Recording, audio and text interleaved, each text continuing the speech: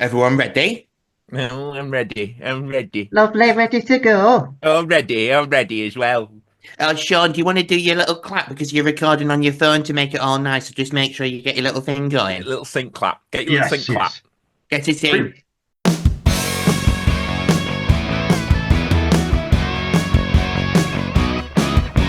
Shut up, shut up. Shut up, shut up. Shut up, shut up. Shut up and answer the question. Shut up, shut up. Shut up, shut up. Shut up, shut up.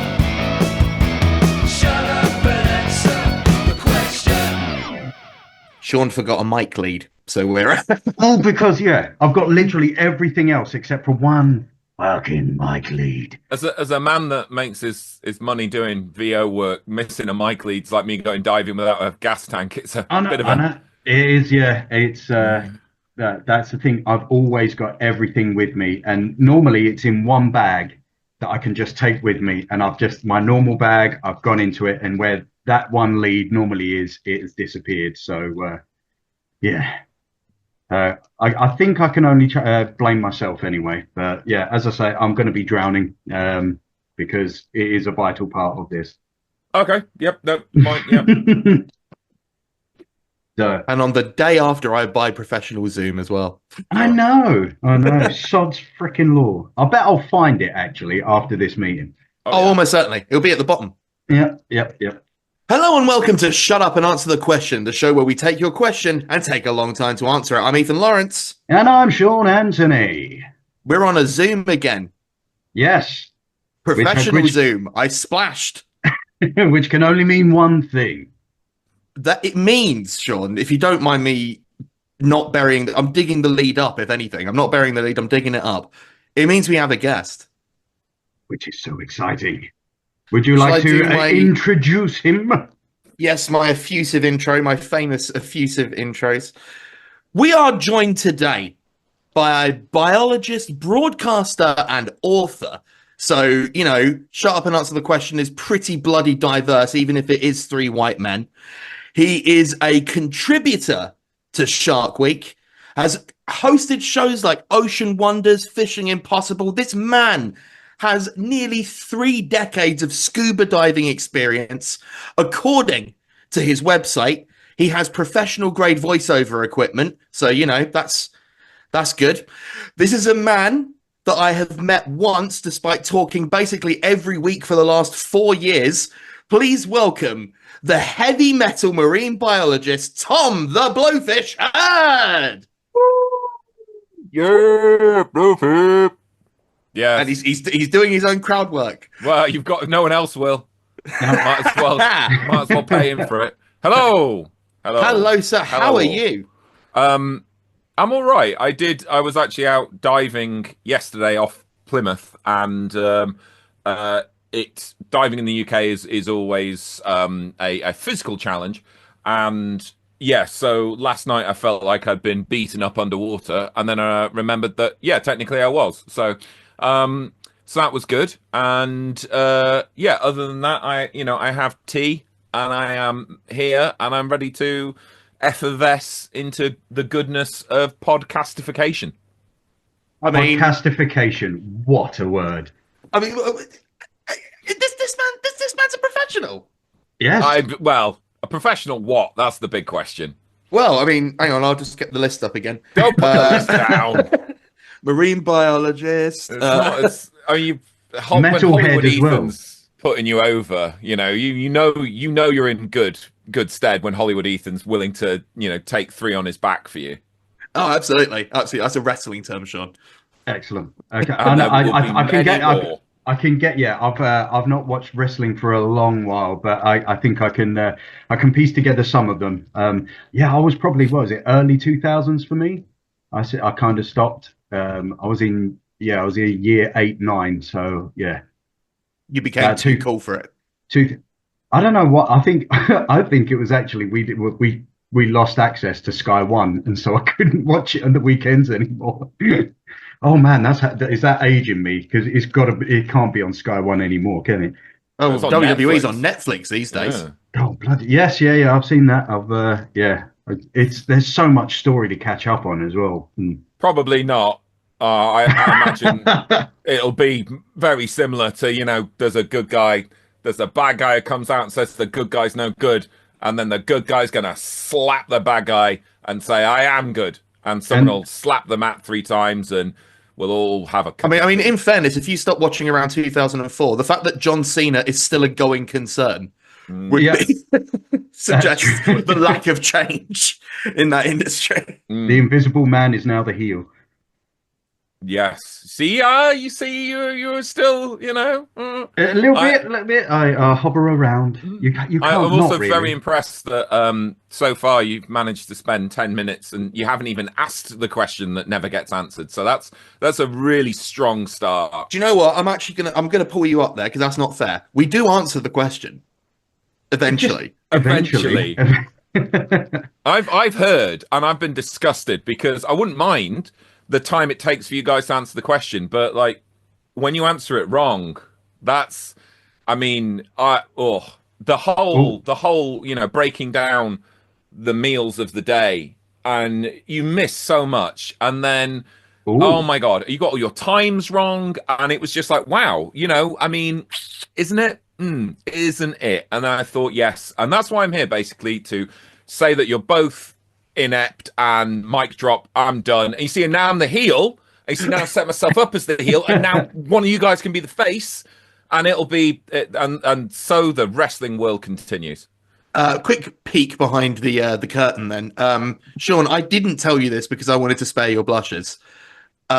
Fish listened to episode 1 of the podcast, and I am not joking, a 3-minute breakdown on a voice note as to our level of failure that I didn't send to you because I didn't want to make you feel sad.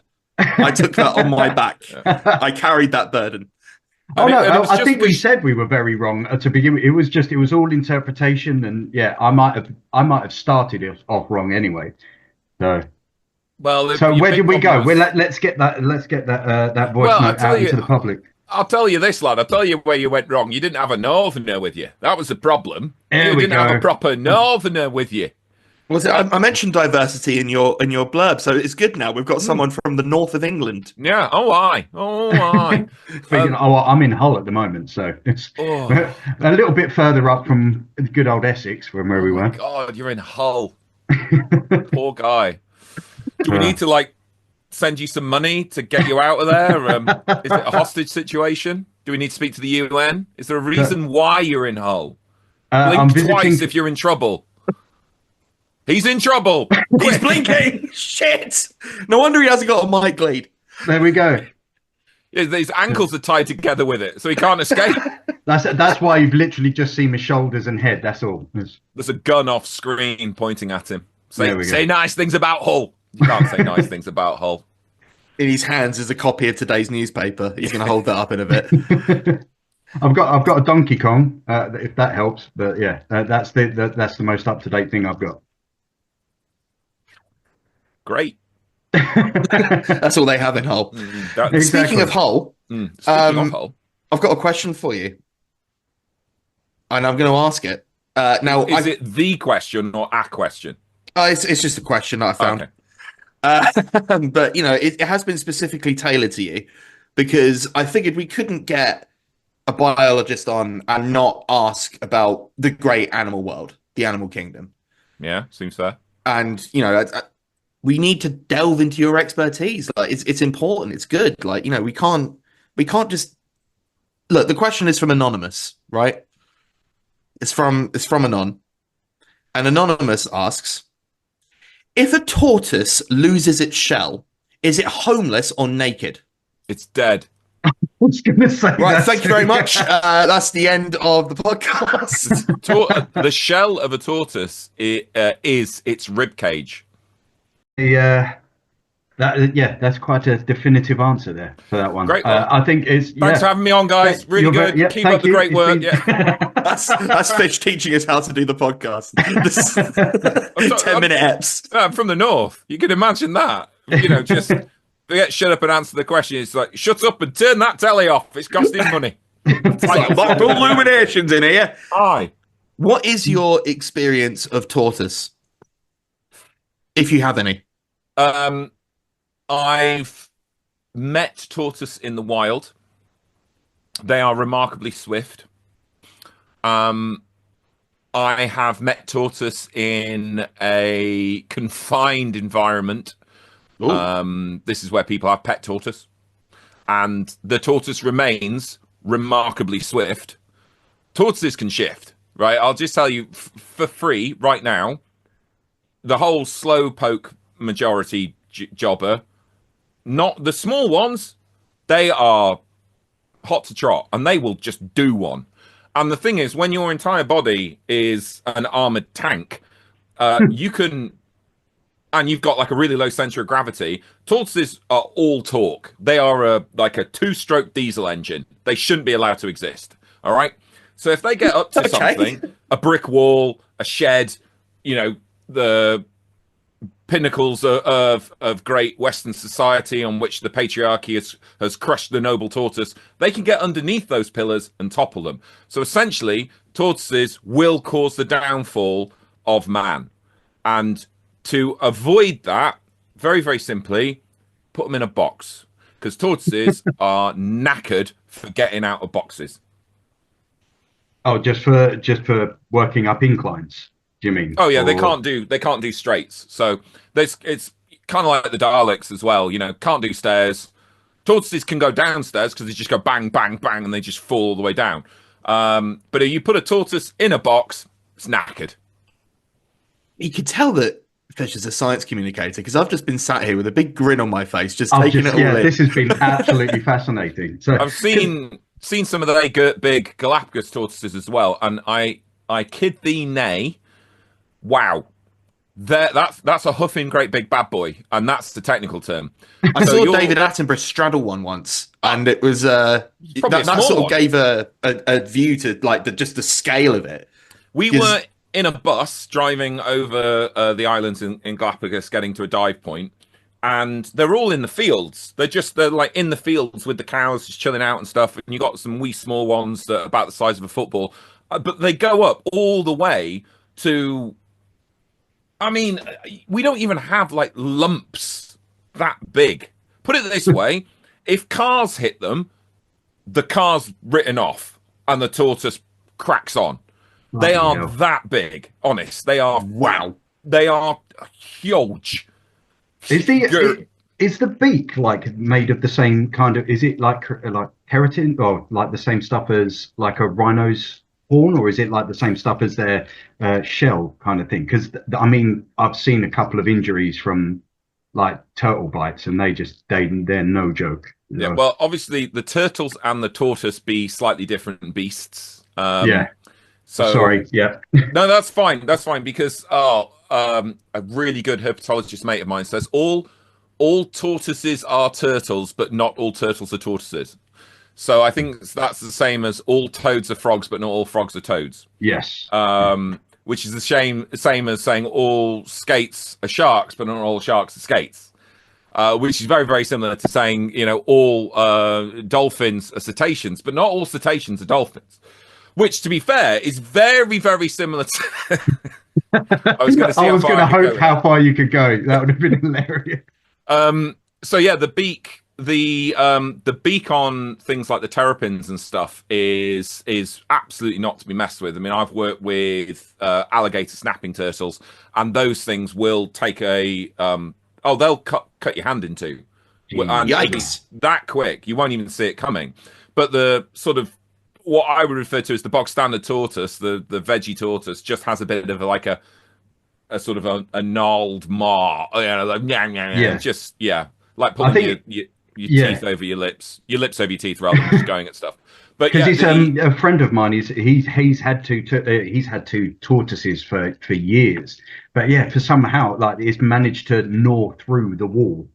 Oh, yeah. I think that's why I was going to say tortoise because that stuck in my mind. But turtles absolutely lethal. That beak's always growing, and like their nails are always growing as well. And as I say, they're so powerful that pound for pound they are monstrously strong. Because the other bit as well, and no physicist, but because of the shell, because that is the rib cage and stuff, it means that it's kind of like these, like Eddie Hall, like these power lifters, these like proper big brute guys. They might not, they've got big arms, but they're not, you know, the hugest arms, but they've just got this huge swole body. Yeah.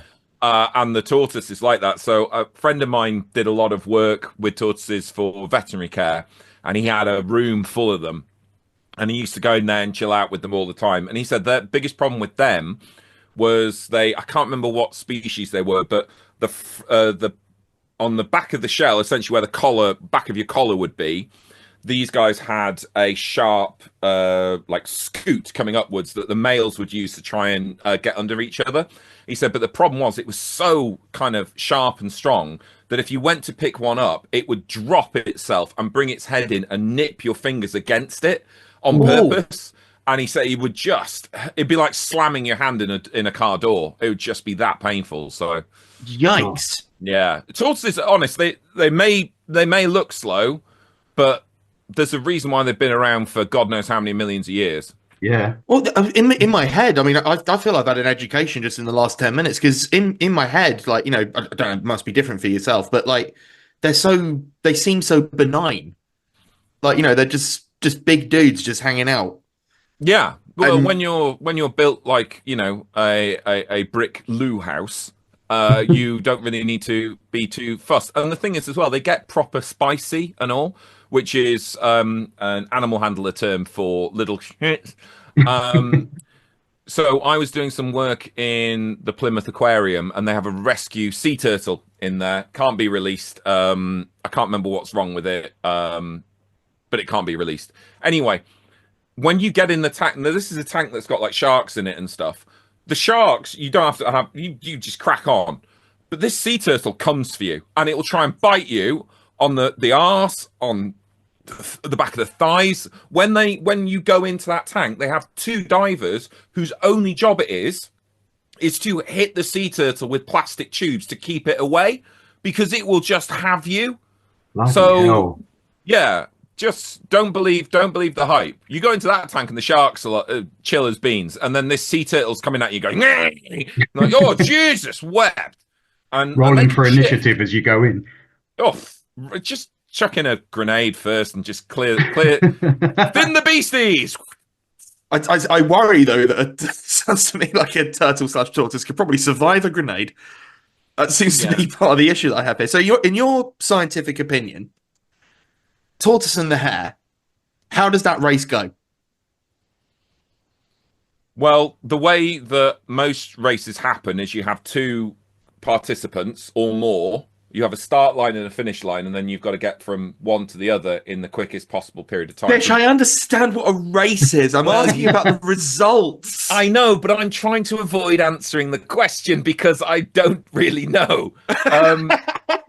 Problem is, with like a hare, is they will shift. All right, I've seen hares. They will move like Billy O. Shout out to our good friend Billy Onassis. Yes, good old. We love that guy. He asked a Strong. question. It was a non. Continue. A good old anon. If the hare was suitably convicted to do the job, the hare would win. But also, you shine a light on a hare. You put a bright torch on a hare, and it's just going to sit there. So in the great scheme of things, the hare's going to win. That's the easy answer. But actually, no, the tortoise has got way more up its sleeve or up its shell. I mean, it's going to be so easy for the tortoise to have like a box cutter just secreted underneath one of its arms. They're at the start line, 3, 2, 1, go. And on the go, the cover of the pistol, the bang of that pistol, quick flick out and back. He cuts the Achilles tendon of the hare. Bish, bash, bosh, job's a good one. Yeah. Because in the story, in the fable, the hare loses on account of taking a nap in the shade of a tree. Do hares nap? Yes. Okay. Yes, they do. Hang on, I can hear two annoying Jack Russells downstairs barking because the cat just went past. Can I just yell some encouragement to them briefly? Absolutely. Cool. Help yourself. Shut up! They're quiet now. Job done. So That's yes, normally my hares- job for Jack Russell's for producer Milo. Hares do nap, and they nap in the strangest positions. They dig out these just tiny depressions they quite often do it next to walls, or they'll do it if you've got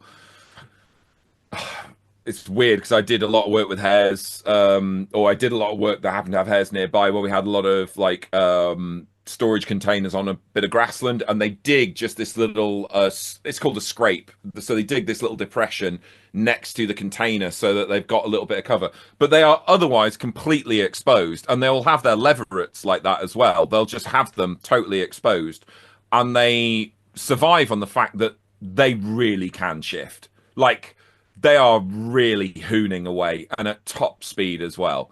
But yeah, they sit and chill. They'll try and spend the majority of the day not doing anything, and they'll have Sort of like conserving energy for when they do need to bolt, right? yeah, well, not even that. I mean, they're basically lazy buggers. Okay.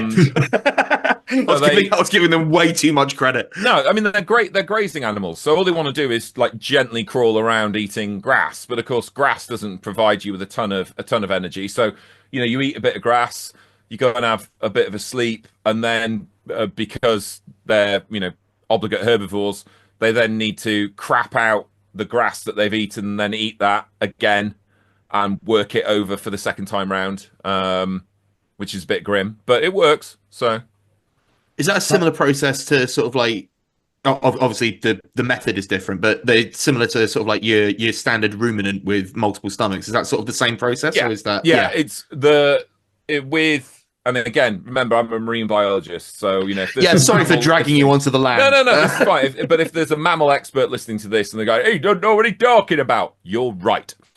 So it is my understanding that the way that the rabbit digestion, for want of a better, the way that the rabbit digestive system works is that the necessary bacteria required to break down the cellulose in the grass comes far down in the digestive tract, whereas with ruminants, you of course have these, the chambered stomachs. So they're working it early doors. They're breaking it down. I think there's also a greater level of physical mastication, because if you can't dissolve the cell, then you can just break the cell. So cows will regurgitate cud and chew it again once it's had a chance to basically fizz up in their gut. But rabbits, they'll chew. It'll go through the first time, get hit by the cellulose digesting bacteria at the back end, pop out as green pellets, and then they'll turn around and eat those green pellets, and then it's those green pellets that they will actually process into their bodies. I feel I've just been overloaded with information and I love it. I feel like I'm just covered in facts. Oh, just dripping in facts. Is there something with knowledge? Is there something similar to that, like in the marine world? Like, obviously you've got like seaweed and stuff like that. Is the way that's digested? That is such a fucking good question, Sean. That is so good. As a segue, getting it back to marine stuff, Sean, this is why you're the producer. This is why we can fire Milo. That was incredible work. I quite like take Milo. It away. Well, Milo had more hair to begin with. So, he did, yes, yeah. I mean, I think a cue ball has more hair than me. So. Yes, that is true. But I mean, I'm not so far behind my good man. So, But you also do have that you're gifted with the beard. So. It is yes. Majestic. It is. I am. Hang on, I might need to issue some more gentle parenting. Bear with. That's all right. Shut up! I just want that as a sort of a sound clip now. So with the marine environment is quite interesting for a lot of ways. Basically, everything on land that we recognize as life, mammals certainly, all follow the same plan. So a mouse is very similar. I mean, basically the same as a buffalo, which is basically the same as a lion, which is basically the same as a zebra. You name it, all right? A zebra, stripy horse. You know, a mouse, very, very small giraffe, because a giraffe has the same number of neck bones as a mouse does. You know, it's all the same, just kind of slightly different. But so More if or it less, works yeah. for one lot, everyone does it. Now, in the marine world, you can just bin that straight out the window. In the ocean, everything's nuts. It's like Monsters Ball ECW 1998. You can, I mean, is there a referee? No. Is that real barbed wire? Well, of course. You know, it's that kind of scenario. So when it comes to herbivores in the wild, in the sea, it's very, very difficult to have an obligate herbivore because the amount of animals that exist within, with, on, and without what we describe as like algae. So, for example, plankton, good old plankton, the soup of the sea. You've got some like, oh, you got a whale filtering plankton, or fish filtering plankton, or you think, oh, okay, it's plankton, it's a veg eater. Well, half the plankton is plants, the other half is animals, and they can't strain them apart. They have to eat both. And there are some fish which are dedicated herbivorous fish, but even then, when they're eating a bit of seaweed, if you get a piece of seaweed around the UK, you'll see it's covered in stuff, and it might be covered in stalked anemones, or it might be covered in something we call sea mats, or it might be covered in little tiny shrimps called amphipods, and they'll eat that as well. So there's always this kind of buffet thing going on. I think at the last, in the marine world, the last time someone really did a big count of all known marine fish species, I think 3% are herbivorous, and the other 97 are not. Now, it's slightly different in the freshwater world, where you have a lot of herbivorous fish. A lot of herbivorous fish in the freshwater world. Goldfish, koi, African cichlids, loads of them, but they'll still, if they can, they'll go and get, a fly or whatnot. And I mean, goldfish, they don't have a stomach.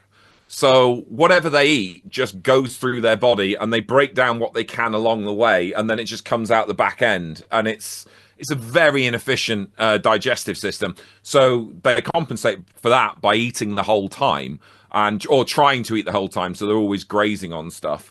But the fish itself won't turn around and eat its own leavings. However, there are so many fish which are just dedicated to absolutely pounding on poo. They cannot get enough of it. Just right. I do want to dive into this. I just want to pull back to maybe about 3 minutes ago.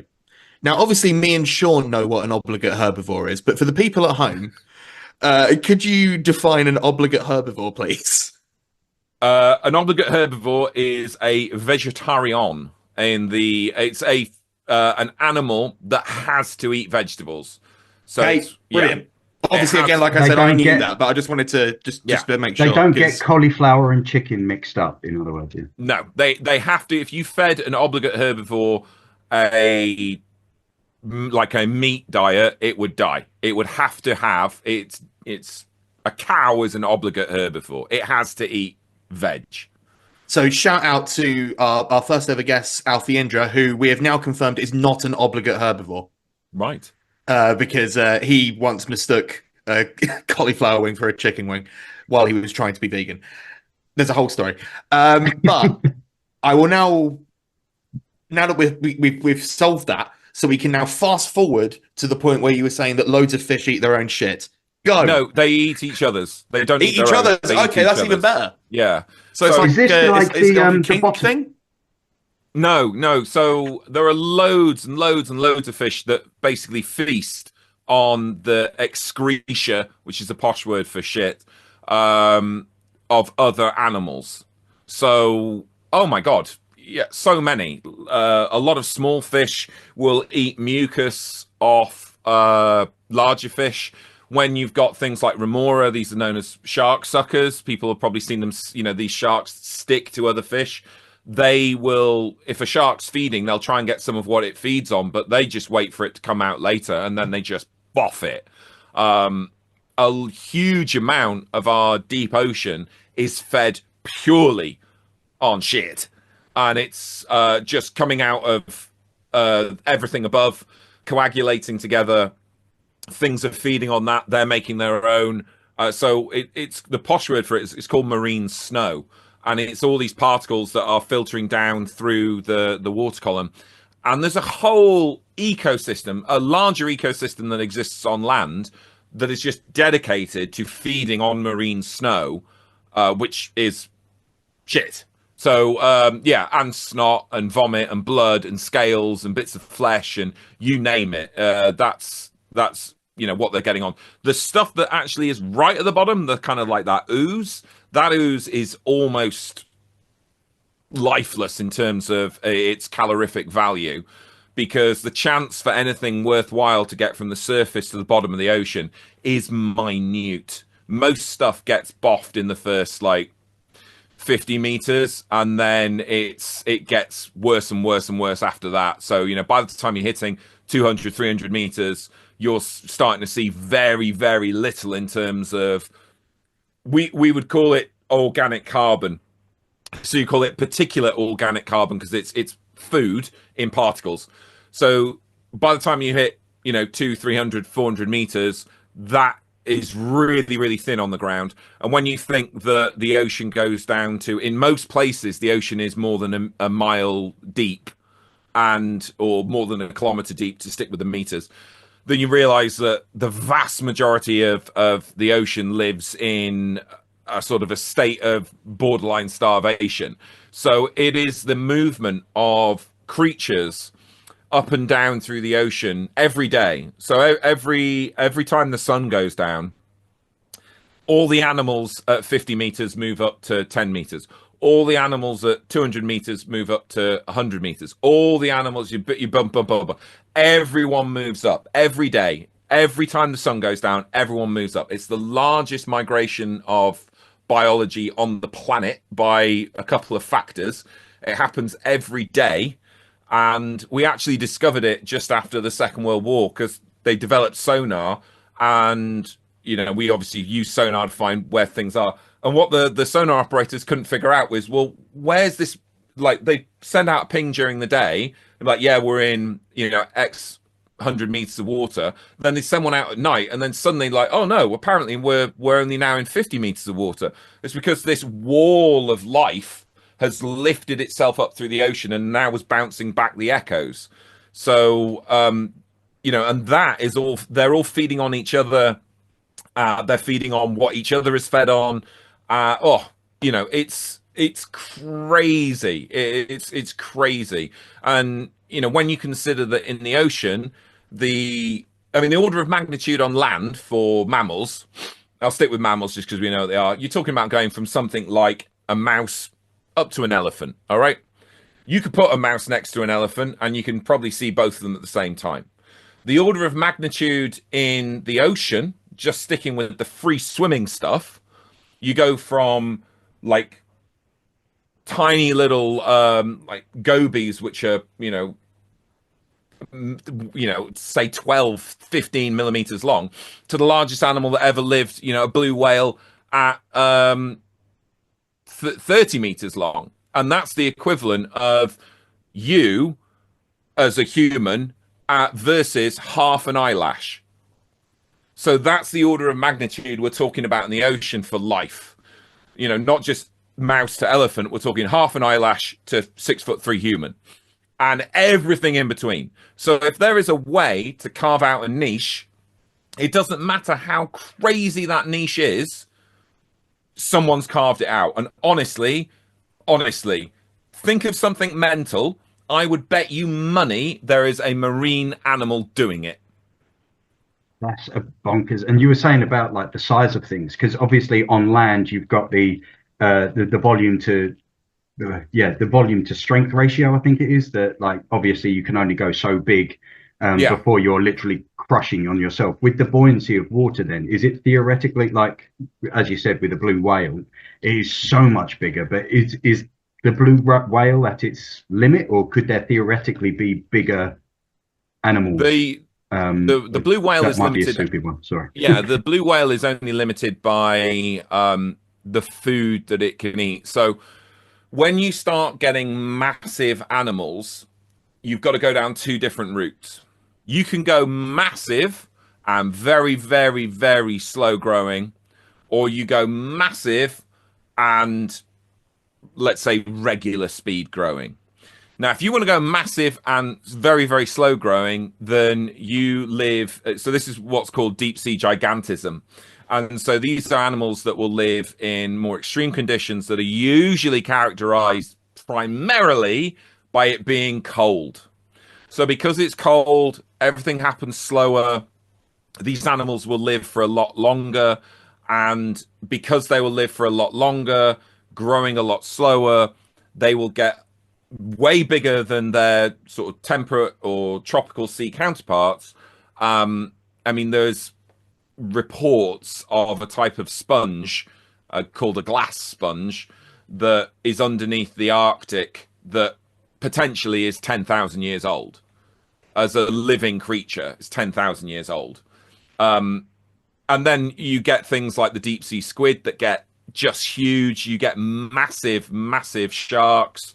Like the Greenland shark and the sleeper shark that live in these very cold, very stable environments.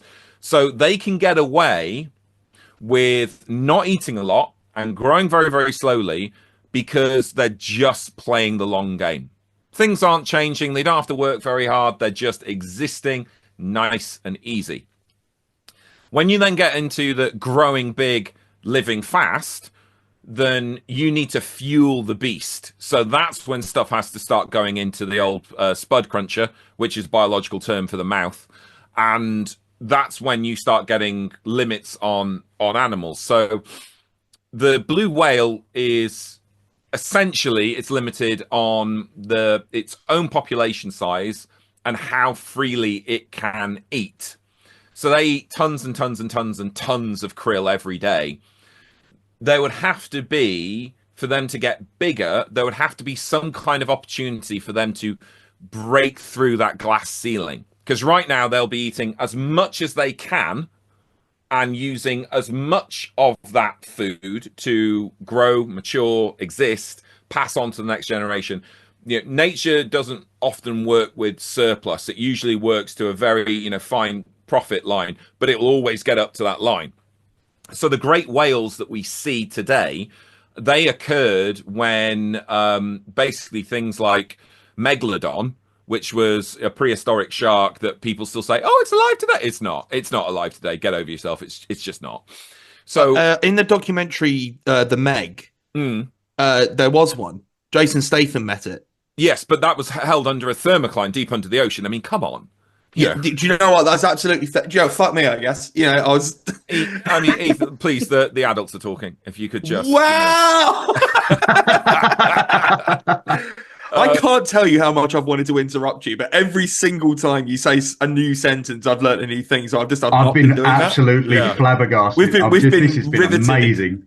So we ended up. There was a time when you just ended up with these honking great hooners just porking their way through the ocean left, right, and center. And well, they were. And the problem was that there were so many of these large predators that the evolutionary pressure was to get bigger, nastier, eat more, get bigger, nastier, eat more, get bigger, nastier, eat more. And then you set yourself up for a fail, because then you reach a point where you cannot eat enough to survive, and you start basically eating yourself to death. You eat, as a species, you eat yourself to death. And that's what happened with things like Megalodon. It probably happened as well with other larger, these, ancient species that have gone away. You should check out the fossil record of a whale that was called Leviathan. This thing is scary. They were seriously scary predators, but they porked themselves to death. And from there came the whales that we have now. So, obviously whales, as we know, they were originally horses, and they went back in the water. And I mean, you say as we know, like that's a thing that me and Sean knew. I didn't know that. Sean, did you know that? I did actually. Oh right, I'm the big one once again. Sorry, adults are talking. It's one of those weird fact things that you get from books when you were a kid, like just chewing on those little. Oh, was it the nuggets. DK books? Like they were amazing. They still are. So the whales went back into the water, and the cetaceans, the dolphins, porpoises, and whales started to proliferate, but they essentially stayed pretty small and pretty local and pretty shallow. But then as the great marine predators ate themselves to death, whales suddenly took over. And then because they were warm-blooded, because they were intelligent, because they were accessing new food sources, they completely outcompeted, things like Megalodon. And so Megalodon was already going over the hill because it couldn't get enough food to eat. And then here come these faster, younger, quicker predators that just finished it off. But yeah, there's blue whale is, people don't appreciate. I've never seen one, and I would love to, but you really don't appreciate how massive 30 meters is. It is the heart of a blue whale is the size of a Fiat Punto. Wow, absolutely.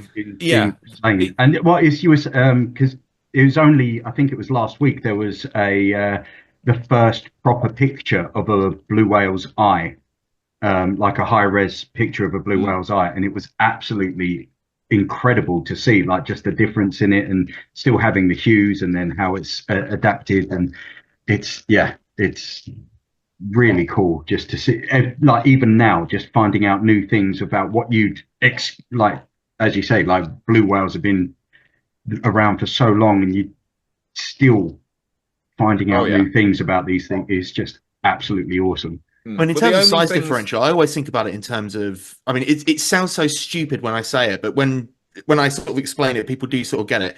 In your head, theoretically, that a giraffe is really big. But it's only when you like encounter one, like say in a zoo environment, where you're like, oh no, they're really big, like insanely big. And they're not even, I mean, 30 meters. I can't even. I love the way they're there. You say it's only when you encounter one in like a zoo environment, like you'd pop into Tesco's and there's one, or Sainsbury's, or well, look, we're not all global marine biologists, globetrotters like yourself. Some of us live in. It's just the way where you might encounter one. What's down the pub?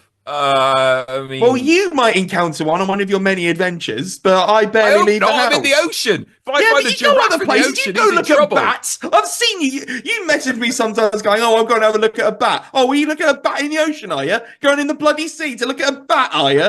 Actually, technically, you can get batfish. So. Oh, fuck off. Oh, well, yeah, fish, I have to sort of move you on a little bit, because one of the great things about having a guest on is that we get to learn a little bit about them. And I tell you what, we are so appreciative of the free marine biology lecture we've been given. But I want to sort of delve into you and your work for people who may not be familiar with you. I wouldn't get familiar with me. I am a very boring human being. I mean, the last 45 minutes would put a lie to that, I would say. All I've been doing is telling you facts about other animals. And me, human, 6'3", big beard. And that is 90% of, that is my personality. Well, you've got behind you've got a boat made of Lego, you've got a Nerf gun, and you've got some awesome little video game statues. I don't have a Nerf gun. Holy shit, that's so cool! Got a Nerf gun. Do me a lemon. I got a wall that I made myself to get all my Nerf guns on, including my limited edition M41A pulse rifle from Aliens, my completely illegal Nerf Perseus, and then my brain saw that I had to get back myself from New Zealand because they wouldn't sell it in the UK. Dude, that's awesome. Nerf gun. Now who's Sean, the adults are talking, Sean. Please. I'm absolutely in awe of that. That is so freaking cool. Remember I told you initially that you were really going to dig fish because he's really cool? You don't see my Transformers as well. Are they the ones that you like? The little job kits that you can put together yourself? No, they're proper. They're proper ones. There's loads more there as well. there's just stuff everywhere. Sorry, I what love was this the, as what well. was the Fish goes, question? "Oh, you don't want to talk about me. I'm really boring." Anyway, I've got a wall full of Nerf guns. Yeah, but anyone can buy Nerf guns. It's just some of us Yeah, have but not got all of them can disposable get them income. back through New Zealand customs. That's true. I mean, one of the first times I saw you fish on the old television was when you were playing heavy metal music to sharks, Hmm. and I was immediately fascinated, and I'm sure me just saying that, anyone who's listening to this will be like, "Why?" Can you speak to that? What were you investigating, and what were the results? So I am, to my knowledge, the only human being ever to play heavy metal music live to sharks, not once but twice. And bear in mind, this is a man who, again, I cannot stress this enough. 3 minutes ago, described himself as boring. Continue. I'm not particularly interesting, but I just do That's the most interesting things. insane thing you could say. I'm the only man who's played live metal music to sharks. Also, I'm boring. Well, anyway, enough about me. How are you? So the I was going to reason say, why we what did metal that, was it? What? Yeah. oh, we What music we were just you? made up some of our own tunes, so we were just having a bit of a jam. But the reason why we did that is we know that sharks are these incredible sense creatures. Everything that they can detect in the world, they do so with incredible alacrity, and they're so highly tuned. And sound is a very important part of how sharks hunt.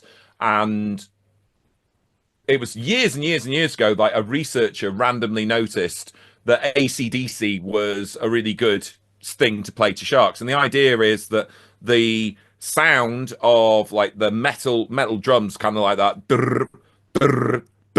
that you quite often get in metal, and that kind of the heavy bass, same thing, like it mimics rather the sound you get from a struggling fish. So if a fish gets injured, it'll flap its tail and it'll like da da da da da da da da da. And if as well, if it's got like a swim bladder in it, the sound might even be magnified. So our theory was, okay, well, for starters, can we attract sharks with using a just sound? Because currently, to do any science on sharks in the wild, you have to throw out a chum line, you have to use a bait line, and you're introducing bait into the water and such, and that then makes it very difficult for scientists to go in the water as well. You have to have people in cages. It's limiting. You're rather that. So our theory was, rather than laying out the buffet table and letting the smell go and pick a shark up like in the old cartoons and drag it back, instead of that, we wouldn't lay out the food, but we would ring the dinner bell.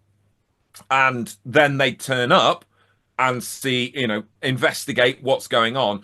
But without the bait in the water, you've got a better way of bringing sharks towards boats for scientific purpose.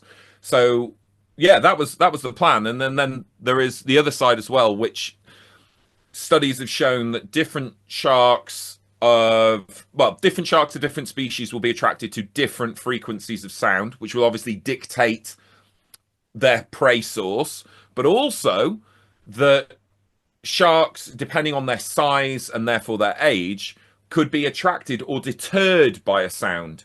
So they might think, oh, actually, I've heard a fish struggling, but it's a big fish. A big shark's going to go for it. I don't want anywhere near there, because most sharks prey on other sharks. And then you've got a situation where, could we also use sound as a deterrent? So we could use it to, rather than have these absolutely horrific, just genocidal shark nets, could we have then underwater speakers which are playing sounds which will deter sharks? Because it seems to only have been relatively recently that people have appreciated just how much sound actually occurs in the ocean. I mean, when I was younger, the sound in the ocean was, the only thing that makes is dolphins and whales. That's it, dolphins and whales, and they're singing. But that's not true. There's so much sound in the ocean. Fish constantly communicate with each other with sound. Fish speak to each other. and they, herring, for example, good old-fashioned herring, they communicate with sound with each other by farting, and that's awesome. So we've recently, science have started using, they've recorded the sound of a healthy coral reef, and then they've gone to areas where reefs have been destroyed by pollution or more likely dynamite fishing, and they've put speakers on the reef and they've just played the sound of a healthy coral reef on repeat, and they've come back and found that the reef is starting to be recolonized because the coral polyps and the fish and everything else that are out in the ocean that are waiting to pick where they're going to live, they hear that and they go, oh, there's a healthy reef, I'll go and live there. And then so the loudest animal on the planet lives in the ocean, yet sound seems to be massively forgotten when it comes to the seas. Well, I suppose it's that ridiculous sort of human-centric thing that we have where because we can't hear it or recognize for what it is, it ultimately doesn't matter. Essentially, yes. But then, like, the work you do, because it's my favorite kind of science, this, because on the face of it, it sounds absurd. Like, it's, we're playing metal music to sharks, what's that going to find out? And then suddenly, look at this, like, there's a whole world of what's happening down there that without people like yourself, we'd probably still have no idea. And it's just it's incredible stuff, and we're very grateful to have people like you in the world, Mr. Fish. You're far too kind. I mean, I stand on the shoulders of giants. I've just got a BSc. That's it. I'm not a doctor. I don't have a master's. I'm very, very good at flapping my my spud cruncher, which, as we discussed earlier, is a technical term for pie hole, which of course is a technical term for gob. And I'm very, very good at that bit. So, other people, real proper scientists who are very, very hardworking, very, very intelligent, they do the graft, and I go, great, I'll take that and run with it. And I don't want that credit. I just want people to learn these things and go, sweet Jesus, or other such, expletives are available, and then tell their mates, because that's what the show I did, Ocean Wonders, is my show. It's the show I've always wanted to do.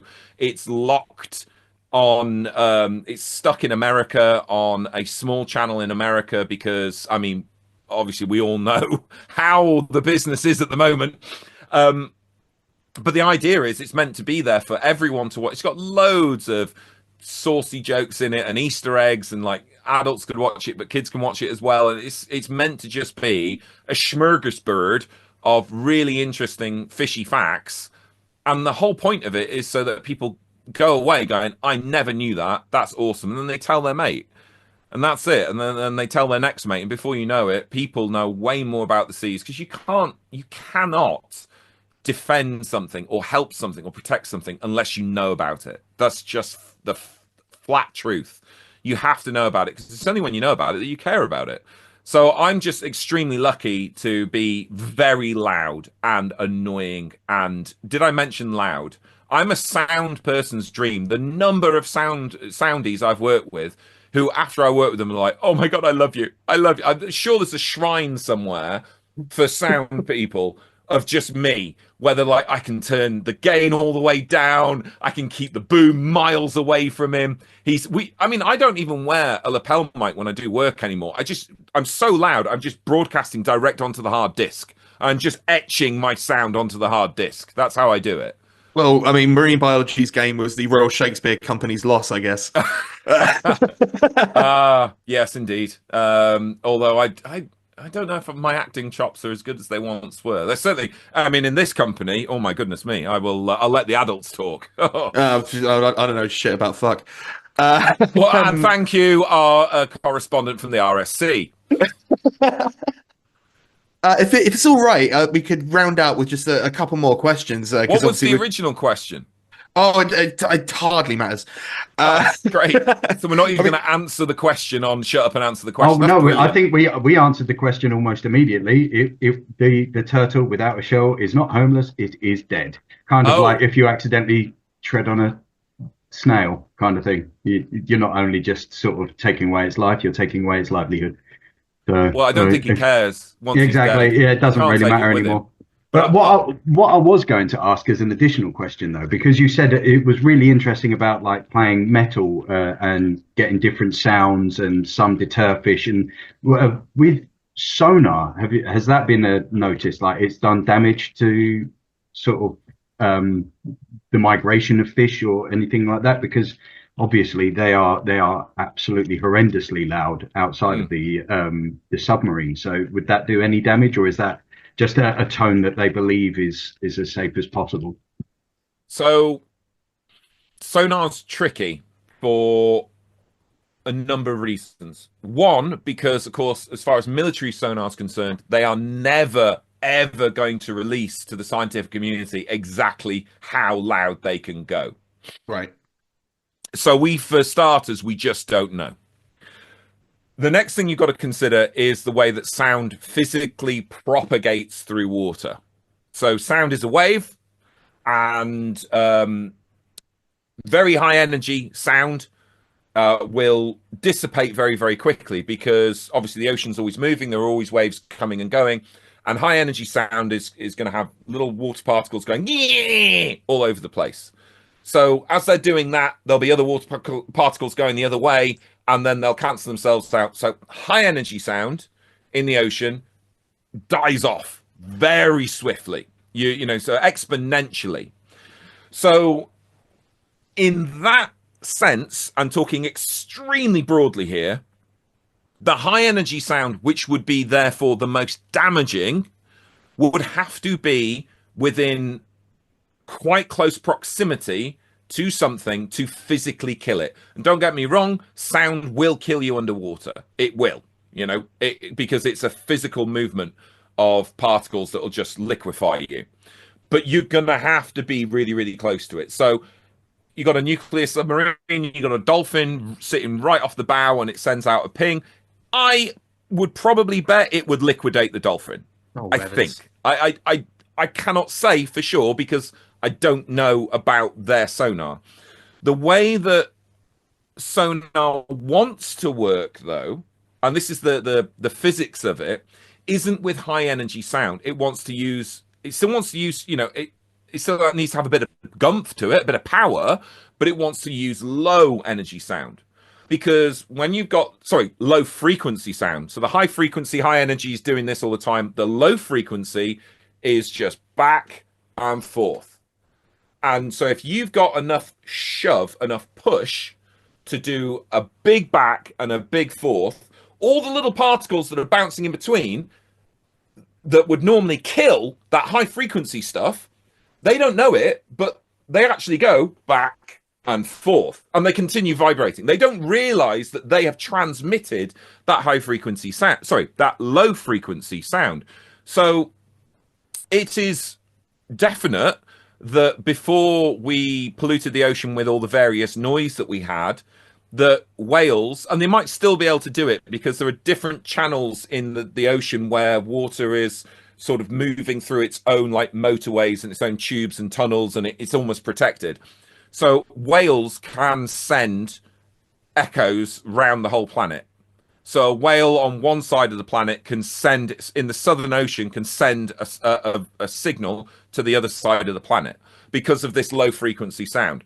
And that isn't destructive because everything moves with it. So it is a tricky beast. Sound in the ocean is a very, very interesting and amazing thing. And the way that it works and the way that it propagates all makes sense. As I say, I'm not a physicist. I probably explained it very poorly. I probably don't understand it well enough myself.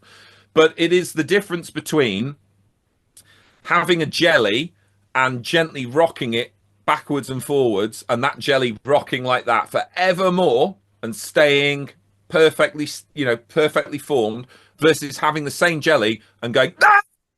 And it just going and immediately exploding. So that is the very basics of it. So I am sure, or damn sure, that there will be, at the point of production of a nuclear submarine, I'm sure there will be a ping strong enough to kill a human, kill an animal for sure.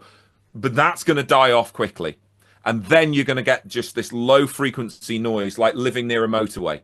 You know, it's just going to be there and it's going to go and it's going to travel because they want it to travel a long way so it can hit something and then bounce back for them to detect it. And the only thing that will go all that long way is low frequency sound. So stay away from nuclear submarines. That's just good advice. Yeah.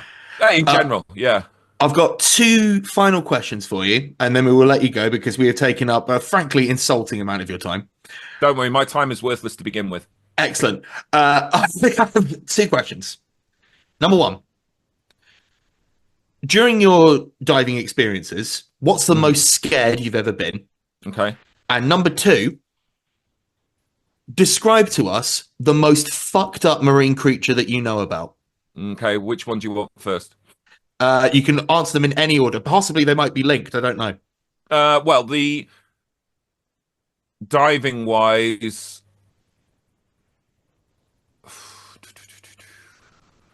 sort of 3 immediate instances come to mind. One, when I was much younger, I was on Heron Island in Oz, and I decided I was going to go out. I wanted to swim like round the harbour to check out the reef wall in the harbour, and I didn't have my dive kit on. I just had my snorkel on, and I was swimming out. And as I was going along, you know, looking at this reef wall, visibility was really poor. It really churned up, so you couldn't see very far. And then only about 2 or 3 meters away from me, suddenly this giant black oval appeared, and I thought, I'm about to get munched here. It's, you know, this is a shark coming at me. This is a great white shark. This is all my fears in one go. It's about to do me like a kipper. And then this circle then materialized, and it turned out it was the local sea turtle called George. And I was like, okay, it's a good thing I'm in the ocean, because otherwise I'd need to change my shorts. So that was an interesting moment. I was diving on a wreck in North Wales, and I used to have a small torch that I used to have on my side of my mask, so I always had a light beam exactly sort of in front of my face. And we were diving on this wreck, and there are some unbelievable wrecks in North Wales, some of the best diving in the UK. And there was this huge girt big hole in the side of it. Was on like the port bow, and I thought, well, I'll have a nose in there. So I put my head in because of the thing. I put my head in, and I looked to my right, and it was just nothing. And I looked to my left, and there was a conger eel the size and shape of northern Mongolia. And, Holy shit. And I was about sort of that far away from it, and I thought, And so I reversed at a good lick of knots, apparently blowing brown bubbles, according to my dive buddy. And then that would make sense. I mean, you know, not only have you just seen a conger, you've also just shone a light in its face, which I'm sure it enjoyed. And conger eels get really, you don't appreciate how big conger eels can get. Conger eels get massive. I mean, this thing's head was the same shape and size as a horse's head. It was huge. I mean, I've often said, like, when you see, like, you know that giraffes are big, but when you see them in, like, a zoo environment, it really Or down at changes everything. Tesco's. Yeah. That's where they work. It's the only supermarket they can fit in. I'm just I'm trying to remember. There was pounds. So yeah, one of the largest conger eels found in the UK was 3 meters long and weighed 110 kilos. Fucking hell. Yeah. Bloody geez. So it was twice my length, and yeah. And that was I have met fish in real life. He is a tall man. So they get big. But no, I think I might have my most interesting diving story to tell after my current Shark Week trip, which I cannot extrapolate on now, and all that kind of jazz. But I had an interesting one the last Shark Week. So I go in the cage, and I'm in the cage getting ready, and then the skipper on the boat says, "Right, do you know what because we're going to do a bottom cage. So you can either have the cage floating at the surface, or you can just put the cage in mid-water, or you can put it on the ocean floor. And we're only in like 12 meters of water, so it's very shallow. We're going to put it on the floor. Fine, bottom cage, great. Do you know what the bailout procedure is?" The skipper says to me, and said, "Well, yeah, I mean, we got the bailout tanks in here." And he went, "Yeah, but if it bails out from the boat, huh? Well, if the crane breaks or if the line snaps and you're stuck." Oh, okay. What's the bailout procedure, Skip? And he, without a smile on his face, said, "Well, stay in the cage as long as you can until your air's nearly gone, and then get out, stick to the bottom, and swim like fuck to the east. And it's like, and he's like, well, if you make it to the island, we'll pick you up. That's not a bailout procedure. That's not a bailout procedure. And as we go in, isn't that that seems like the synopsis of a freaking horror movie? oh, dude. Well, we were going. There was like 9 great whites around us when I went in. Shit, what? And then he's just like, if you make it to the island, we'll pick you up. And he said it like, oh, you might have been checking his watch, smoking a fag. Didn't matter. If you make it to the island, we'll pick you up. Like, great, thanks, mate. So bailout procedure is basically worst possible scenario. Oh yeah, and it's swim and who knows. That was it. Swim and who knows. So they picked me up. They put me over, and I'm in the water. I'm in the surface, and I'm on the full face mask. I've got the comms to the surface, and they're meant to be lowering me, and I'm going nowhere. And I'm in, a couple of meters of water, sharks knocking about, usual stuff, getting thrown around. It's like hell in a cell, but cheap and worse. I'm getting hammered all over the place, and I'm messaging back. I'm like, what's going on? Getting battered here because you're in the cage, you're starting to feel seasick, get chucked about. What the hell's going on? And they're like, hang on, fish, hang on, we'll get you down in a sec. Hang on. Like, okay. 15-20 minutes I was getting hammered in the cage, and then suddenly like, okay, fish, yeah, we're sending you down now. I'm like, bloody good thing to, because I was about to say that's it. I was about to have a diva moment and say I'm done. So I was like, no, sending you down now. Okay, so came down, dropped me on the bottom, fine, did the shoot, did the rest of the gig, pull us back up, get us back on board. And as I get on board, everyone's looking like a little bit sheepish.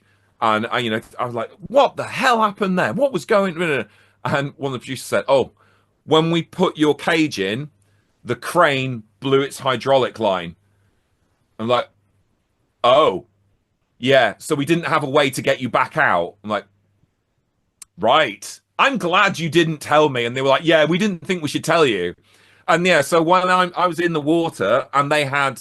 like the skipper and the deckhand were up the crane, and it's pissing hydraulic fluid everywhere, and they're fitting a new cable line and all this kind of stuff, and they fixed it. But yeah, that's why they didn't tell me. So that could have been one of my worst moments as well. But considering how long I've been diving, it's a very thin list. Yeah, you might have had to swim to the east. Swim to the east. Yeah. And as far as the most crazy creature in the ocean, I think probably one of my favorites. There are so many. Lobsters pee in each other's faces to establish dominance. There's so much excretia in the ocean. Much, I didn't realize how much of it is piss and shit. I'm appreciating shrimp. I was going to say the mantis shrimp on your shirt as well. Yeah, no, it's a hermit crab, but is it? Yeah. Right, I just saw the top. Yeah. Mantis shrimp can see. Each eye on a mantis shrimp has trinocular vision.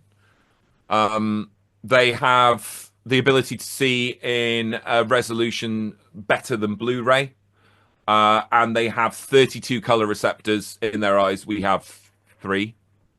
Oh my god, there's a worm called a pig butt worm that we only know from 10 individuals, and we've no idea where it comes from or what it turns into. We think it's the larval stage. It looks like a pig's butt. Great. Yeah. Oh, parasitic males on anglerfish. So female anglers are quite large, and then small males will attach onto them and essentially just dissolve until they are just a bag of testes now attached to the female, and will just pump sperm directly into her. Happy Valentine's Day. Yeah. Hagfish that can jet slime like 2 or 3 meters in one go. But I think one of my all-time weird favorites will be the pearlfish, which lives, not all of them, but most of them live in the anal cavity of sea cucumbers. And sea cucumbers aren't particularly thrilled at this scenario, so they try and keep their sphincter closed as much as they can. But the problem is, 1, the pearlfish is persistent and nuzzles his way in, so there's an image for you. And 2, sea cucumbers, like all good politicians, breathe out of their arse. So they have to open this sphincter at some point, and then the pearlfish enters. And some sea cucumbers, they'll have, just for context, a sea cucumber is essentially like a massive loaf of bread with a mouth at one end, bum at the other, eats sand, poops sand. It doesn't do a lot. But some sea cucumbers may just have 1 pearlfish living in them. The most that's ever been recorded inside the anal cavity of a single sea cucumber was 22 pearlfish, just living loose inside. Sea cucumber doesn't like it, so that it's constantly excreting toxins into its its arse to try and get these things to come out, but they won't because they're immune to it. And even though living inside the sea cucumber gives them protection, they can stay in there because, of course, the sea cucumber is toxic. Nothing else wants to eat it. They pop out at night, feed on whatever they want, live in la vida loca, all's well and good. No, the pearlfish takes it one step further and instead will start eating the sea cucumber from the inside out by feasting on its many internal gonads. And there you go. Have that. Underwater is hell. Yeah, oh yeah. As I said way at the beginning, anything you can think of on land is so tame. It's like not even PG. It's like universal. And then in the ocean, if you can think of a mad way to live, someone's already doing it. I recently saw a video of like it was some idiot playing around with it. Like I think it went after an octopus, and then the octopus literally just managed to get up its arm and then started trying to crawl into its mouth. And apparently, it's something they know to do is just to go into the mouth to take out predators, which is also just absolutely horrific to know that that's a possibility as well. Well, Humboldt squid, which are also known as the red devil, they hunt in packs. Each one is about 2 meters long and weighs, 80, 90 kilos. 10 very strong muscular, 8 muscular arms, 2 tentacles, razor sharp beak that can pierce through Kevlar. And if you go diving with them, they've learned to attack the face of divers to pull out the regulator that you breathe with and then bite the eyes and mouth. I enjoyed being in the sea before. Now I'm kind of second guessing. No, it's amazing in there, but it's so much cooler than anything you'll find on land. I was slightly annoyed about having to deal with emails this morning. And now I'm sort of thinking to myself, well, you know what? At least I haven't got 22 fish in my ass or Humboldt squid trying to shove itself into my mouth. Yeah, you know what? It's actually given me a new appreciation on life. Things aren't so bad. No. I could probably deal with my emails. You could be living in the sea instead. No, thank you. Fish, this has been unbelievably good. Oh, thank you very much. I'm blown away with it. This has been absolutely fascinating. Thank you so much for coming on. Oh, no worries. All I'm doing is I'm just mouth on a stick, just repeating what scientists have already found out. But doing it with a bit of this flair. is certainly the quietest we've ever been because we were just in awe of just knowledge. This is great. This is like having your own personal documentary happen to you. Yeah, so you can ask the questions the documentary doesn't tell you. Absolutely. I mean, I doubt a documentary would ask about how much shit eating there is in the ocean. Oh, so much. So just to confirm, just because again we've got to do the conceit of the show. Sorry about this. Just to confirm, homeless, naked, talks about show dead. Okay, right, dead. Cool. Well, thank you, Anonymous, for that, and thank you for answering it so succinctly. Fish, what would you like to plug? This is your opportunity. The floor is yours. To tell us what we should be looking at. I don't know. I do stuff. So you probably see me on Shark Week. Have a watch of that. I've got a Netflix show all about sharks coming out in hopefully July this year. You can have a watch of that. And if you really, really hate yourself or hate someone near to you, I do have a book called Blowfish's Oceanopedia, 291 Extraordinary Things You Never Knew About the Sea. You could buy that. It's really cheap on Amazon and just chuck it at people. I'm looking at Sean, who has 2 daughters, and I just saw the face of a man who knows what he's getting from Amazon on his next purchase. Oh no, one of them, she's fascinated by anything animal. So when I can, it's not a kid's book. Let's just make that clear right now. It's not a kid's book. Kids can still read it. I recommend that anyone over the age of 12 would be happy reading it. Any social meds people should follow? Social meds. If you're not already fed up of my voice, which no one is going to be, by the way, because honestly, I could sit here for another 4 hours. I don't mind, but I just don't want to. If you are so inclined to want more fish, you can find me. I have a website, theblowfish.co.uk. I am on the gram of the Insta as I think Big Popper Fish, which I stole from a certain Steiner brother. And yeah, other than that, just enjoy your day. I don't know. I'm not very good at the self promotion. I'm not very good at that. Well, we're gonna cram any link I can find into the metadata of this podcast, so don't you worry. Good man. So many hits coming your way. Again, thank you so much. This was absolutely brilliant.